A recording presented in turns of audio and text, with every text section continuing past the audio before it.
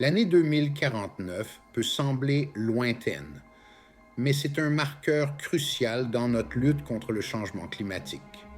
Les choix que nous faisons aujourd'hui détermineront l'état de notre planète en 2049. Notre crise actuelle a commencé avec la révolution industrielle. Cette période d'avancée technologique rapide, à partir de la fin du 18e siècle, a inauguré une ère de consommation de combustibles fossiles sans précédent. Les usines au charbon, les machines à vapeur et, plus tard, les véhicules à essence ont rejeté des quantités massives de dioxyde de carbone et d'autres gaz à effet de serre dans l'atmosphère. Ces émissions ont commencé à s'accumuler, piégeant la chaleur et modifiant le système climatique de la Terre. La science atteste est claire que la planète se réchauffe à un rythme alarmant et l'activité humaine en est la cause principale. De la fonte des glaciers du Groenland à l'intensification des ouragans dans les Caraïbes, les preuves d'un climat changeant sont indéniables. La question est, pouvons-nous changer de cap avant qu'il ne soit trop tard? Comprendre les mécanismes du changement climatique est crucial pour saisir la gravité de la situation. L'atmosphère terrestre agit comme une serre, permettant à la lumière du soleil de la traverser et de réchauffer la surface. Les gaz à effet de serre naturels, tels que le dioxyde de carbone, le méthane et la vapeur d'eau, piègent une partie de la chaleur sortante, maintenant la planète à une température habitable. Cependant, les activités humaines, principalement la combustion de combustibles fossiles, ont considérablement augmenté la concentration de gaz à effet de serre dans l'atmosphère. Cet excès de gaz à effet de serre piège davantage de chaleur, ce qui entraîne un réchauffement progressif de la planète, tout comme une serre piège la chaleur pour favoriser la croissance des plantes. Les conséquences de ce renforcement de l'effet de serre sont considérables et de plus en plus évidentes. La chaleur accrue modifie les régimes météorologiques, entraînant des vagues de chaleur, des sécheresses et des incendies de forêt plus fréquents et plus intenses. Les océans absorbent une grande partie de l'excès de chaleur et de dioxyde de carbone, ce qui entraîne une acidification des océans qui nuit aux écosystèmes marins et aux moyens de subsistance des populations qui en dépendent.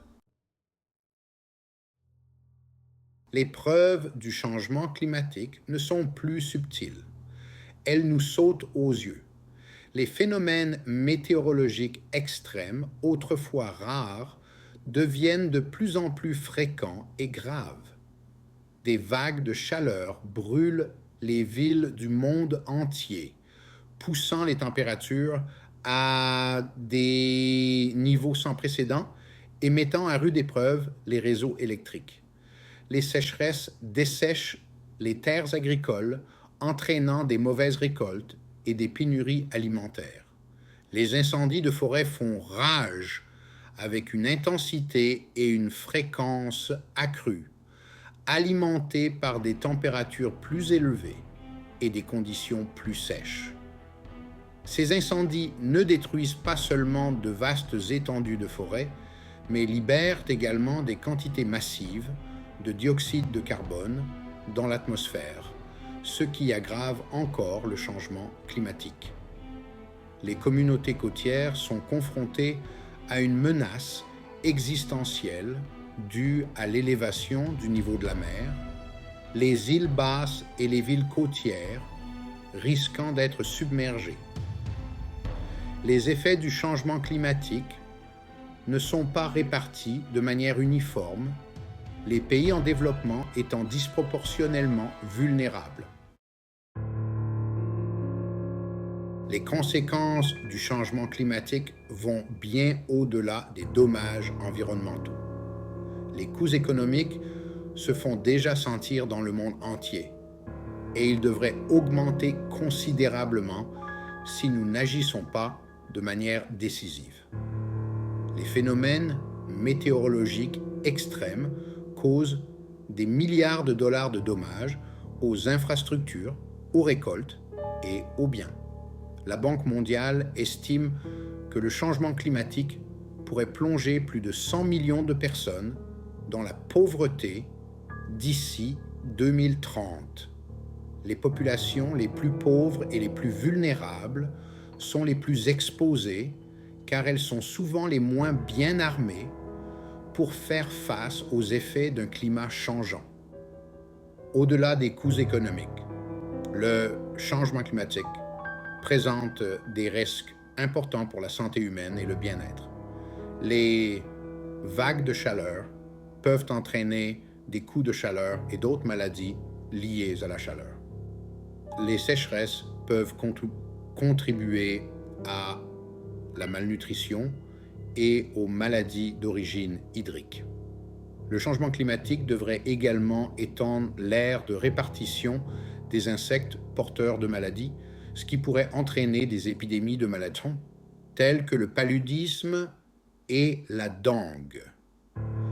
Le déplacement de millions de personnes en raison de l'élévation du niveau de la mer ou de phénomènes météorologiques extrêmes pourrait entraîner des troubles sociaux et une instabilité politique.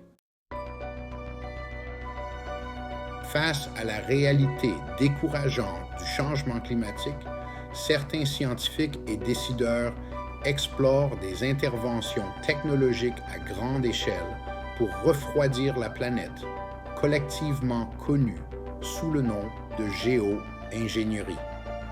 Ces technologies visent à manipuler le système climatique de la Terre pour contrecarrer les effets des émissions de gaz à effet de serre.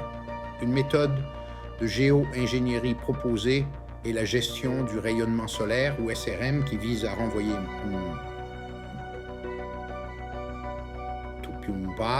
un petit pourcentage de la lumière du Soleil dans l'espace pour réduire la quantité d'énergie solaire atteignant la Terre. Cela pourrait être réalisé en injectant des particules réfléchissantes dans la stratosphère, imitant les effets de refroidissement des éruptions volcaniques.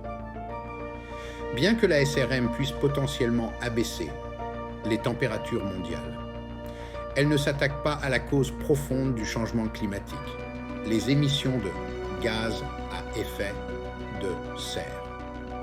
Une autre approche de la géo-ingénierie est l'élimination du dioxyde de carbone, ou CDR, qui se concentre sur l'élimination du dioxyde de carbone de l'atmosphère et son stockage sous terre ou dans d'autres réservoirs à long terme.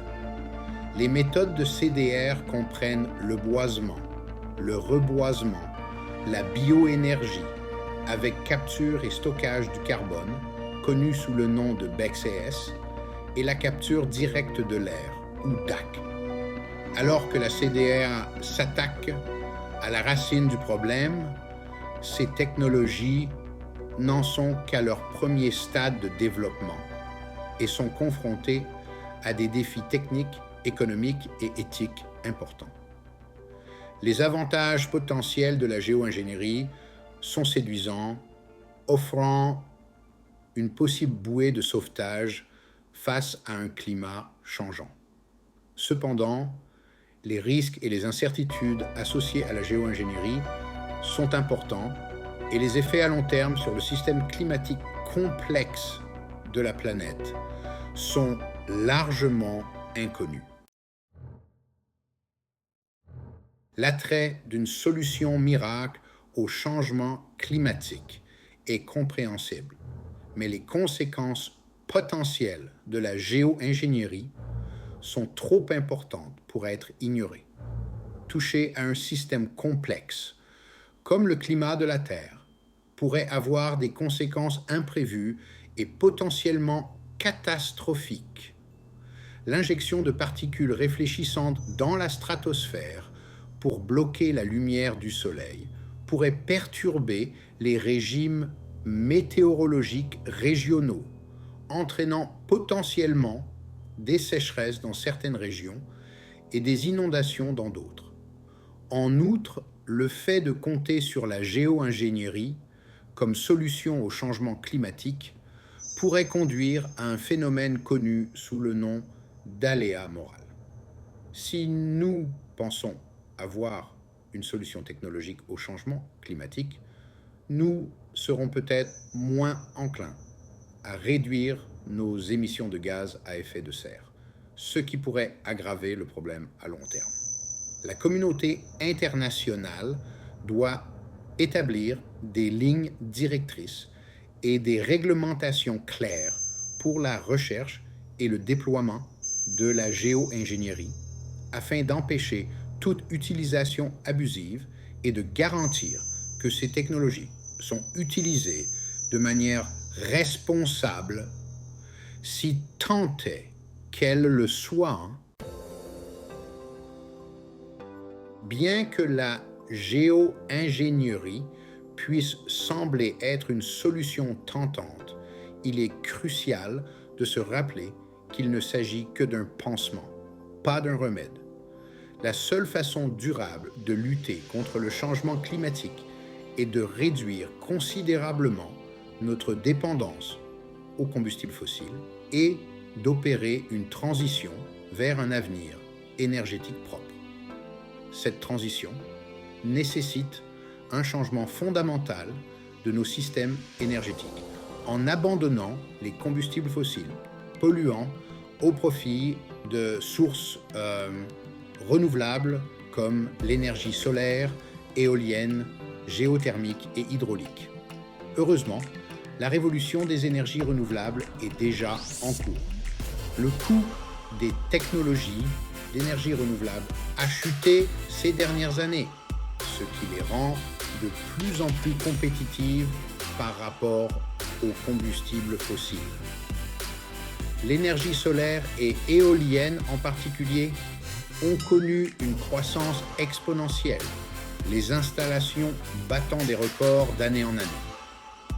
À mesure que ces technologies arrivent à maturité et deviennent plus efficaces, elles sont appelées à jouer un rôle central dans le bouquet énergétique mondial. Au-delà des progrès technologiques, nous avons besoin de politiques et d'investissements de soutien pour accélérer la transition vers les énergies renouvelables. Le changement climatique est un problème mondial qui exige une solution mondiale. Aucun pays ne peut relever seul ce défi. L'accord de Paris, adopté en 2015, a constitué une avancée historique réunissant près de 200 pays autour d'un engagement à limiter le réchauffement climatique bien en dessous de 2 degrés Celsius, de préférence à 1,5 degré Celsius, par rapport au niveau pré-industriel.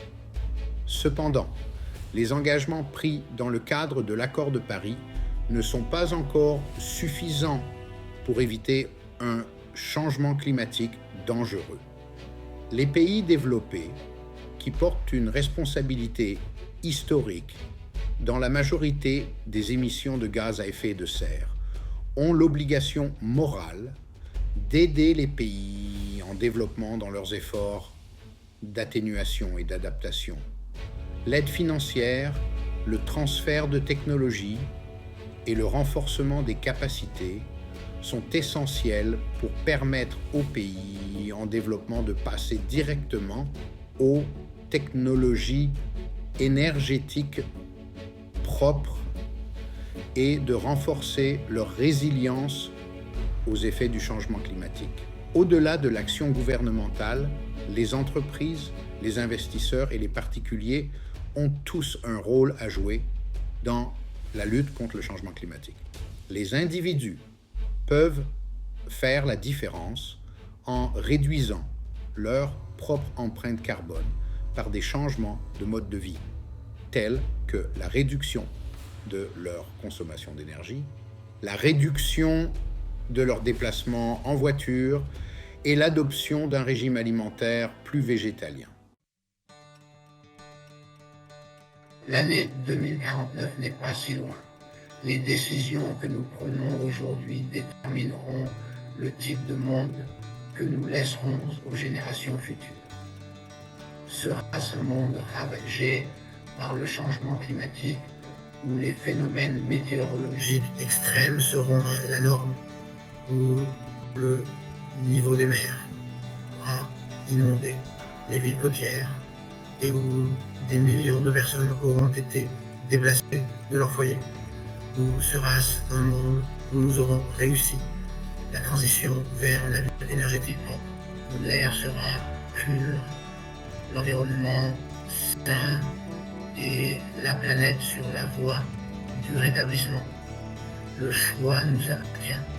Nous avons les connaissances, la technologie et les ressources nécessaires pour éviter les pires effets du changement climatique et créer un avenir durable. Ce dont nous avons besoin maintenant, c'est de la volonté politique, d'une action collective et d'un engagement indéfectible pour y parvenir. Nos enfants et petits-enfants comptent sur nous. Ne les laissons pas tomber.